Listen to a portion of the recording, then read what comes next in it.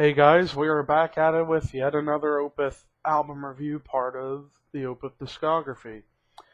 We last left off with talking about the debut album, ORCHID, but for this time, we're going to be talking about another album from Opeth, and it's an album that came out over a year after ORCHID, so this is 1996 when this particular release came out, and this one is Morningrise. Now, Morningrise was a little bit of a radical transition for Opeth to try to do something a little bit different within their work. And Dan Swano, once again, at the production helm for this album. So the production value is still kind of the same as it was in ORCHID. But musically speaking, this album, as far as the track listed, this is probably the shortest track listing of any Opeth album. Only 5 songs. Excuse me a second. Oh, I thought I had the sneeze there. But, so yeah, there are only 5 tracks on this album, and every single song was 10 or more minutes long. And so with this whole album, it's dark. It's got a lot of dark atmosphere behind it. And they're bringing in some jazzy and psychedelic elements into their progressive death metal, progressive black metal sound, where you get some jazz harmonies that are subtle and some enriching psychedelic passages every now and then on this particular release. But I would say the big difference, between this album and ORCHID, not only the darkness, but there's some more melodic parts in it than on ORCHID, but to me this album had more of a progressive black metal sound to it than a death metal. I mean, you get your death growls here and there, but it mostly sounds like a black metal vocalist to me with what Michael Agerfi was trying to do here. But you kick off the album with a near 14-minute song called Advent, and you just get a lot of crazy stuff going on. You get your brutality, you get your beautiful melodies, the great acoustic guitars, and just the way the song ends is so cool as well. I mean, that has always been a cool thing about Opeth. The endings of their songs sometimes are like some of the coolest stuff you could ever hear in music.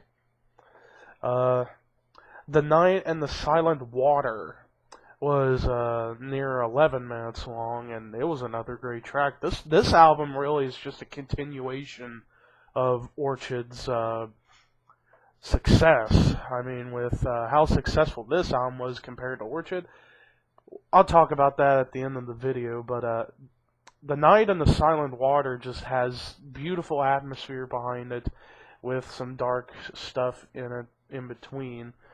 Nectar, which was the shortest song of the album, at just a little over 10 minutes, about 10 minutes 9 seconds. It was the shortest song on the album as far as the standard edition. Now, like in the reissue, they had a demo track called Eternal Soul Torture, which was like 8.5 minutes, but it was a demo, so it wasn't really a complete song. But Nectar had more of that dark atmosphere behind it. But then you get into one of the crowning achievements for Opeth's career, their longest song they ever recorded. And you guys, I know I mentioned with Dream Theater on Octavarium that they have long songs. This one was nearly 20 and a half minutes long. Black Rose Immortal, one of the most sinister sounding, but one of the most beautiful sounding Opeth songs I've ever heard. I mean, but for 20 minutes for an Opeth song, that's an untouchable achievement unless they feel like topping it. I mean, Dream Theater's song Octavarium is 24 minutes, but for an Opeth song with what they are able to do in their music, this was like a huge, ambitious song for them to tackle. Like, you get in the first part, like the first half, it's super heavy. Second half, for the most part, you get mostly melodic passages going on. And Michael's voice, he goes from the black metal screams to some of the death growls to his clean register. So this album I felt had more clean vocals than on Orchid, in my opinion, from what I was able to hear. But Black Rose Immortal just had heavy riffs, some great musicianship behind it, and overall just a beautifully constructed song. And it's their longest of their careers, so that's something right there to add on to it. But then the closer track, which was near 11 minutes, To Bid You Farewell, it was more of like a ballady type of song. You do get some riffage going on at certain points, but this song had more clean vocals than any Opeth song up to this time frame. But To Bid You Farewell was one of those beautiful album closing tracks for a prog rock, prog metal band, or any kind of variety of progressive music. I mean, this whole album, just like I said, continues on the path they took from Orchid, except went a little darker, a little more melodic, and a little more black metal than death metal. But you do have your death metal moments as far as the playing, but the main black metal component was the vocal approach that Michael Ackerfeld tried to utilize on this particular album. But how did I feel about Morningrise as compared to Orchid?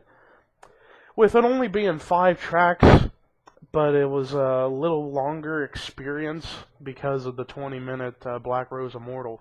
That track really boosted the success of this album for me personally.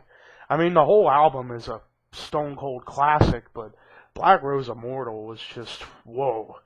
One of those crazy thrill rides of a song you could ever imagine yourself. If you are a fan of rock music in general, or at least metal, or if you're a fan of metal or at least rock music, I would check this song out because it's ambitious. You get heavy stuff with the vocals, but then you get some melodic stuff with his voice as well as melodic playing. And that's what I loved about this album. You had more melodies and more jazzy, psychedelic elements going on throughout a few tracks. But overall, and the production as well, just sounds just like Orchid Part 2 as far as the production goes. But overall, Morningrise was another great album in the Opeth's catalog. Do I think it was better than Orchid? By a tiny pinch, yes I do. I still give it a 9.5 out of 10, which is the same score I gave Orchid, but I feel this album was slightly better, just for Black Rose Immortal alone.